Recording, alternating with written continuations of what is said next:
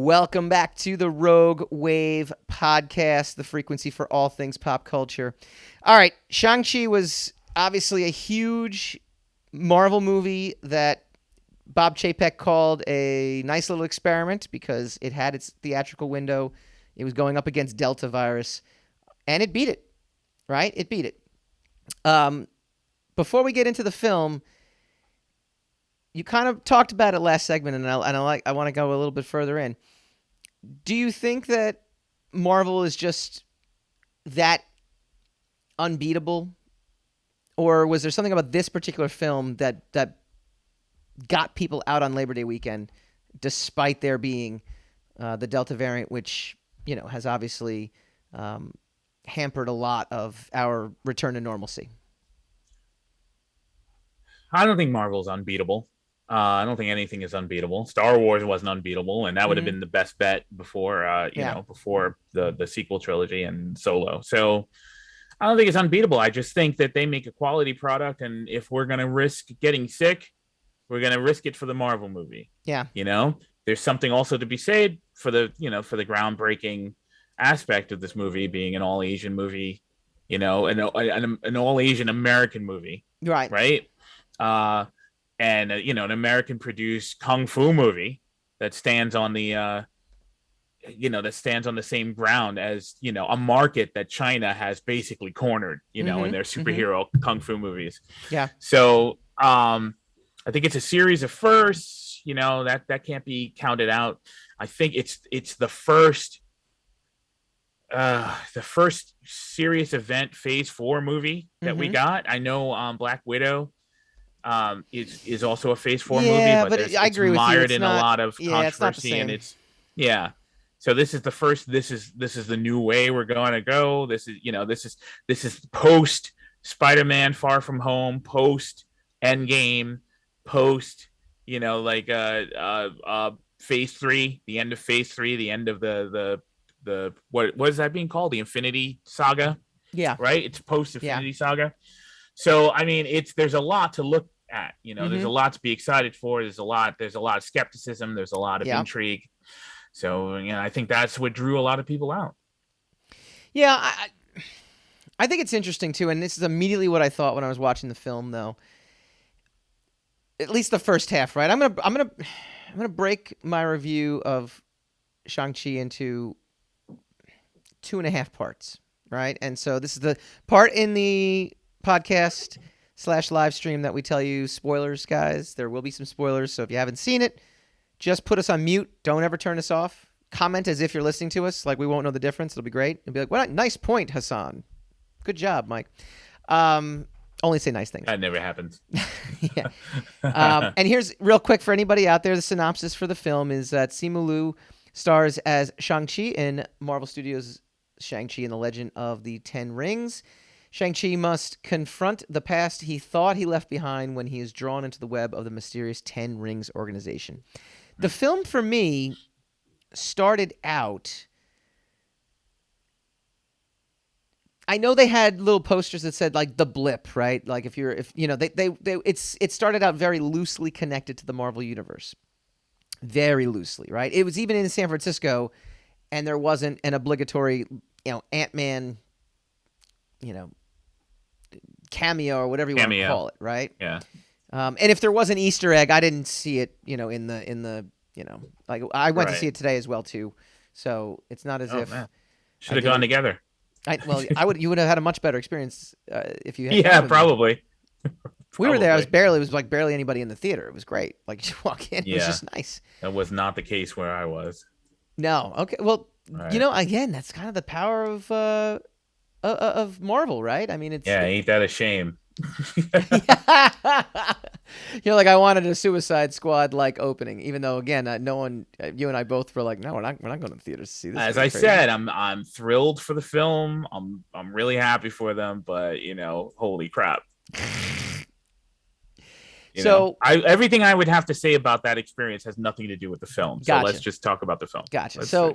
I'm watching this and I'm thinking to myself, it's so different, but it was so cool. The martial arts sequences on the bus, the martial art, and in the tunnel were amazing, right? Mm-hmm. The the folklore behind the mythology behind the father meeting the mother and how they were kind of telling the backstory. And I'm sitting there saying, wouldn't it be amazing if this was its own storyline? Like this wasn't connected to the Marvel Universe. I'm glad it is, and we'll get into that as we get into part 2 of my review and all that stuff, and we get your take as well. But my initial thought watching this was, how cool is this? And yet we can't seem to come up with an original idea. This feels original to me. It is original, don't get me wrong, but it's part of this larger universe. But it feels like it could be its own franchise. Then by the second half of the film, it feels like Guardians of the Galaxy. My dad and I go and watch these movies together, and he actually, by the end of the movie, was like, this was like Guardians of the Galaxy. And I was like, that was exactly what I was thinking of. Because, and again, spoiler-ish, it goes in a place, it starts in an area that's extremely grounded. It starts in a place that feels like you're watching a martial arts film. I mean, really, all, when he goes to find his sister and, all this other stuff, I mean, even though there's some fantastical elements to it, it all feels very grounded. By the middle of the film, though, when they start getting into the mother's homeland and all these other things, it was, it was, I don't want to say it's typical Marvel Studios, but it felt like two separate films. The climactic battle felt like Yeah, it two was something separate. out of Narnia. Right. That last battle was something out of Narnia. It really was, and we had talked before the show in our pre-production meeting, and we said, look, the characters were so endearing, the dialogue was great, there was enough to the action was fantastic, so we were along for the ride, and at no point did anything that was happening pull me out to a point where I'm like, I don't know what the heck I'm watching right now. But I got to tell you, it was, if this was the equivalent from a social standpoint of Black Panther, I think Black Panther was just a better movie. It is a very cool movie, but again, it just felt like two separate films for me. I'm glad it brought people out. I'm glad that it brought people to the movies.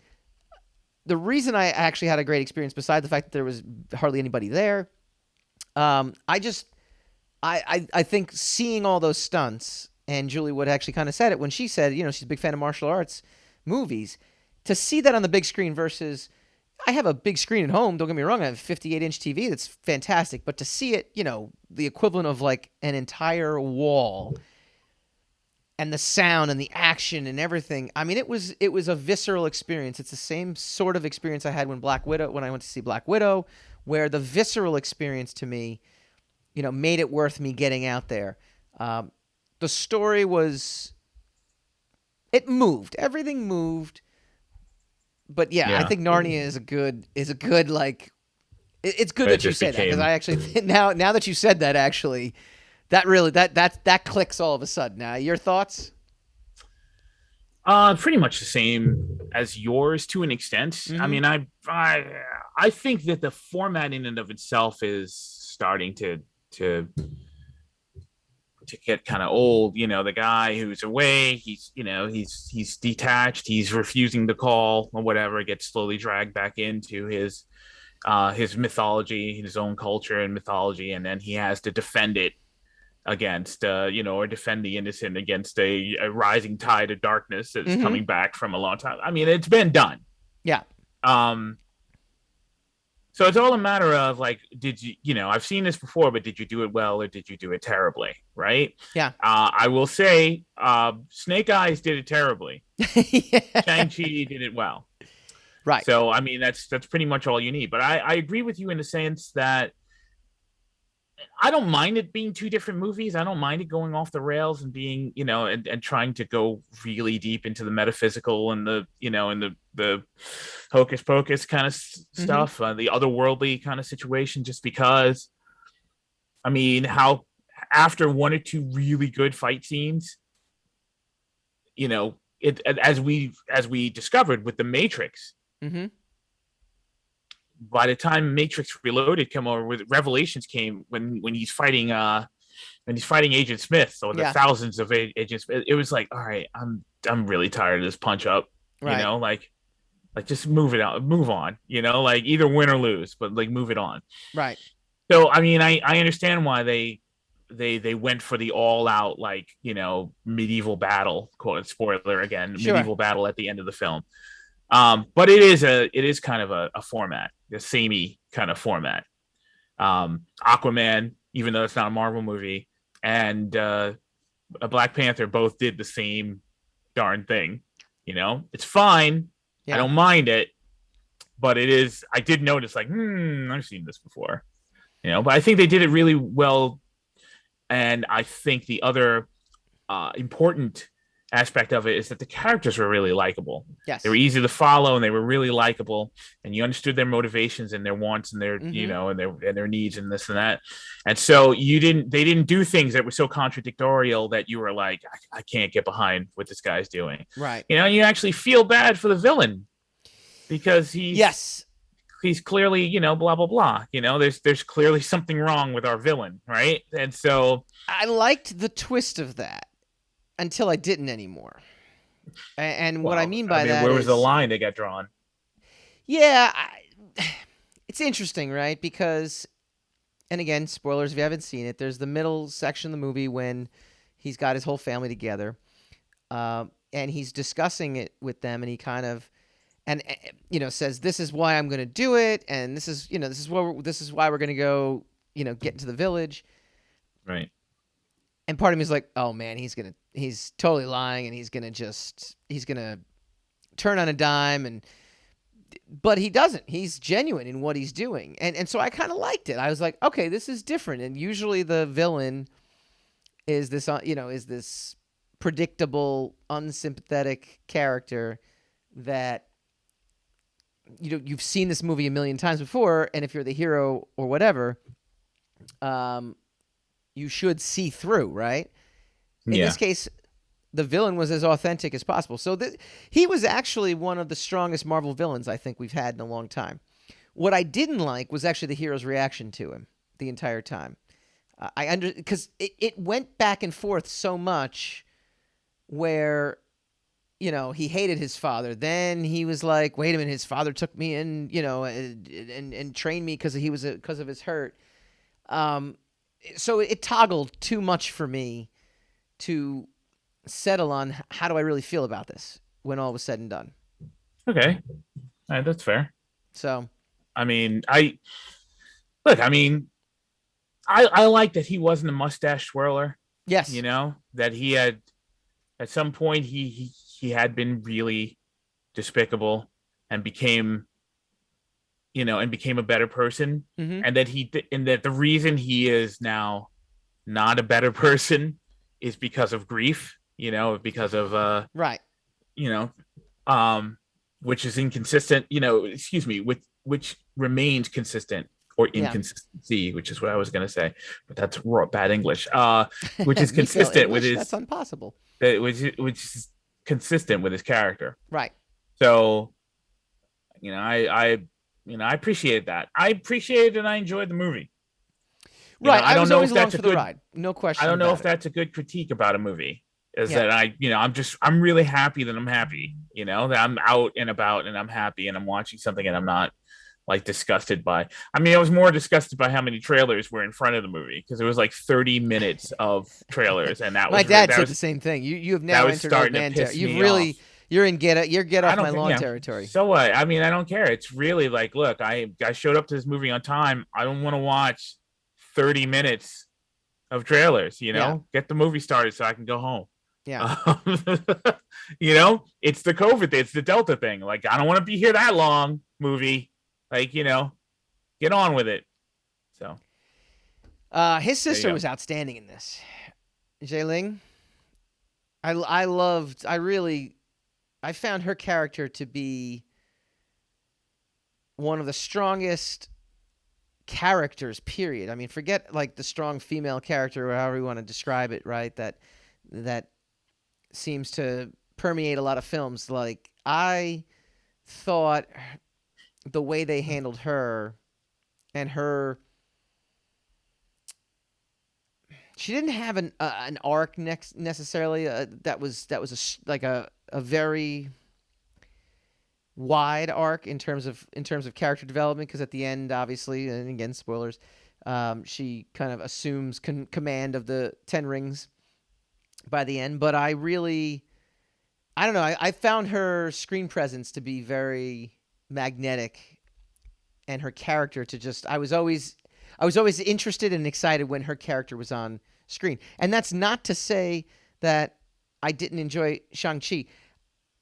The thing that Marvel does so well are the ensembles, right? They do these great ensemble casts in a way that, again, I don't I had I had some questions, and I'll throw one out at you in a second, in terms of like logistics wise, that I didn't quite get. But at no point, even though I was having trouble, completely following, you know, Talo's past and the history. I mean, it was a lot of exposition thrown at you. It was done in a nice wood carving though, so that was nice.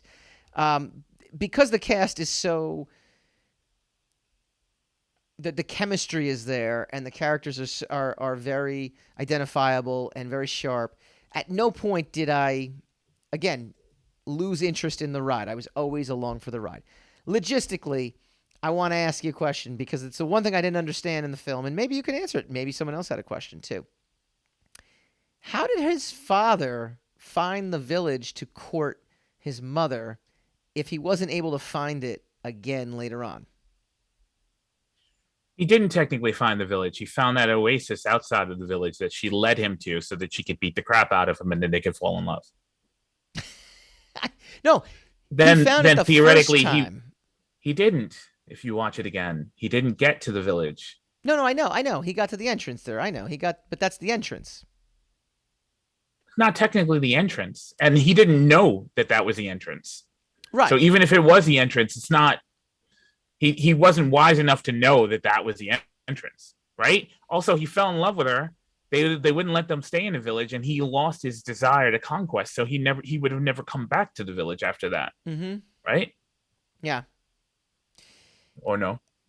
Uh, there's a so he let's just go through the timeline real quick. He discovers, because they had that cool car chase scene where the forest is, eating the people, which I thought was amazing. See, that's what I'm saying. I thought there's so many elements to this film that I thought were so original, and even original to Marvel films. So it was great to see things that were new, leading him on this path, right? Yeah. Finds her. They do their crouching tiger, hidden dragon, dance that they do. They fall in love. There's a flashback sequence a little later, though. He comes back again. Remember, he was bearing a gift. How did he get back there to that? He had to go through the forest again. How did he do that? Well, he was allowed in the second time, right? He had the, Maybe. It's like when where Wakanda is, and you can call them on the radio. They open the shield for you. Okay. Now I'll accept it. I'll accept the explanation. Again, nothing glaring. Nothing like I'm sitting there saying, it threw me off. But I did think about it, and I'm like, now, here's the thing I will say, and this is me with my horse. mm-hmm. That it's everyone keeps telling me is dead, but I'm gonna kick it one more time. I think one of as you say, with Marvel loving the ensemble, I think they're taking more from that template, more from James Gunn, Mm-hmm. than they are from Joss Whedon, because the characters are never despicable to each other. Even though they bicker, there's a lot of bickering and bantering, Mm-hmm. and a lot of people think that arguing is a substitute for banter. Right. And arguing is not. Banter and bickering Two different things. are very different things from arguing. And trying to kill each other, or insulting one another, or turning on one another, and having, like, you never really see the Guardians actually get into a fist fight, in the middle of the ship, because there's a line that these particular characters, there's an invisible line that most of them won't cross. And so the same thing with most of the Russo brothers, where they do their ensembles, with the exception of, and I understand the irony of talking about Civil War, but the whole point of Civil War was that these people were brought to this, to a level of desperation where they ended up having to throw punches at each other. That was the Sure. main conflict. That wasn't just them at a karaoke bar Right. and Iron Man decides to It worked in punch. Avengers 1. It did not have to be repeated in any subsequent film. It's Yeah, I argue it didn't work for me too much in Mm-hmm. Avengers 1, but the move, there was so little of it in Avengers 1 that whenever it did happen, as jarring as I found it, it really Mm-hmm. didn't overpower the movie. The sequence at the end of the Civil War where Iron Man and Captain America fight is meaningful. Yes. Because of all the groundwork that's been laid about Mm-hmm. even though their friendship is a kind of a tenuous one, and there's a lot of contention between the two of them. Yeah. When they break and they finally end up starting to throw punches at each other, you can feel it. Right. That's the power of, I would say, James Gunn. That's the contribution of James Gunn, and to a lesser extent the Russo brothers in their formula of ensemble, their formula of camaraderie. And I think it's better for us if, even if they're bickering with each other, we know that they're on each other's side. I think it's easier for us to follow than when they're trying to shoot each other at left and right. And you're like, well, these guys aren't even a team. As soon as they change the flavor of ice cream in the mess hall, these guys are going to be at each other's throat again. So I think it's a big deal. I'm just responding to your comment that Marvel really does the ensemble thing really well. What did you think of the Iron Man 3 tie-in? Brian Everham was just commenting about it, and that was the one thing I actually thought of you when Ben Kingsley made his appearance. I didn't mind it. I mean, they sort of overdid it because the actual Mandarin explained it, right? And he said something I had said a long time ago. It's like, why is a major villain named after a flavor? Yeah. Yeah. And so he actually said it. Now, the reason I would say that out loud is because I don't know Mandarin. I don't know know Chinese culture well enough to say, isn't that a sauce that you put on your chicken? Because that would sound ignorant. But when a Chinese guy says it, it's like, yeah, that's exactly what I thought. That's the same thing I thought. Well, he's from their culture. Then it's okay. At that point, you're fine now. At that point, he can speak. He knows whether it's just a flavor or if it's an actual thing. It could be, there could be deep cultural significance to the name Mandarin. But that's the funny part. As an American, right, who has no cultural attachment to anything, I always thought it was a cool name, the Mandarin. That does sound pretty. That sounded pretty menacing. When I was a kid, I remember Sprite Mandarin Orange. Yes, I remember like a Mandarin Orange, right? So I remember that, and then when I started getting heavily into Iron Man, the Iron Man comics and stuff like that, after I started working at Valiant, so I was rubbing elbows with Bob Layton all the time. So inevitably, I'm reading his comics to suck up to him, and they've got a villain named the Mandarin, and I'm like, okay, that's the name of that's an orange soda. why is he named after an orange soda? Him, huh? The Mandarin? Yeah, I don't know. I do not know. I have to look that up, actually. But I do know I understood. Also, the Acts of Vengeance, the Mandarin was in a couple of X-Men books. issues. Yeah. So, and he was I swore it was pronounced Mandarin because I'm like, it can't be named after an orange soda. It's impossible. Not going for that. Yeah, this was 30 years ago, people. So no like, I don't want to hear anything about anybody about the here and now. This was 30 years ago, but that's how I felt about it. It's real. Yeah, I had no problems with it. I really didn't. All right. But I'm glad that actually the actual Mandarin said, "But yeah, it's a chicken flavor, dude." Yeah. Stop naming characters after me. They did address it, and then I think having Ben Kingsley in there could have been overkill, but they handled it really well. He didn't chew too much scenery. He didn't take up too much oxygen. So they handled it, and they addressed the elephant in the room. So, all right, fair enough. Now you may move on. Right. We're all with you now.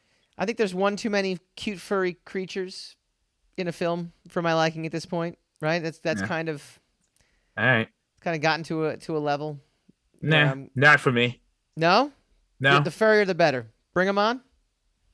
Well, doesn't he? There wasn't that much of it, so it's fine. I wanted them to explain the giant horse lions, and they did. Nope, They we ain't just got no time for that. We ain't yeah, got no they time for just that. we ain't getting into that. But I'm sure there'll be sequels, so we'll find out. Well, I mean, the end credit scene says it. All right. Last comment that I'll make, Yeah. and then we'll go to break, is the end credit scene. Not the very last one, but the second to last one, where Wong comes in. I Two didn't thoughts stay that for came that. into mind. Awkwafina. Why did Wong invite Awkwafina? She doesn't have the 10 rings. Like, why is she included in that No, little but meeting? she's with him, and then she was a fighter now. She's an archer now, so I guess I love the fact that she's like, I literally only learned to shoot a bow yesterday. I thought that was great. Because I was thinking the same thing. I was along for the ride. I had no problems with it, but I did laugh because I'm like, this is a common movie thing where it's like, No, it's a button. Also, it's a gag, right? yeah, The two characters that they were eating dinner with before said that they needed to do something with their lives, right? And they needed to go out and do something more than just be caddies and valets, right? yeah, So by the end of the film, they're telling us, yeah, we went out, we got a life, and we went to freaking Middle Earth, and yeah, we yeah, yeah. fought dragons and this and that. And then, so at the end, if Wong came in and only asked for Shang-Chi, that would have stepped on the joke. It only I completes the guess so. joke if both of Yes, them get up and leave. I guess so. All right. I love, again, spoiler. I love Okay. the Bruce Banner, Mark Ruffalo scene though, because he kind of sits. He put a bow on how I felt about the whole movie when he's like, "Welcome to the circus," and it did feel, at certain points in the middle to me that it kind of went off the rails a little bit.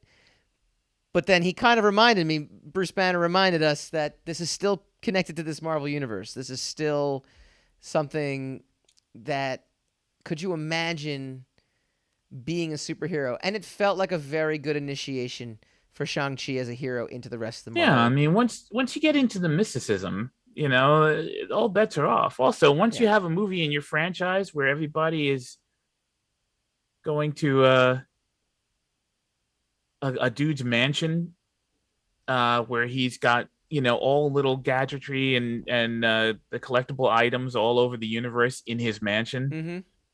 which is located in the head of a giant celestial being, in the severed head of a giant celestial being. Right. You gotta kind of turn your logic sensors. You Yep. gotta Yep. turn it down a little. You gotta tweak it a little bit to accept that, because it's all under the same umbrella now, Yeah. right? Especially since they were in Avengers. Like the Yeah. Guardians of the Galaxy are part of the Avengers, family now. So all of that is mixed in. So now if you go to you go to another world and there's freaking dragons and stuff like I that, know. sure.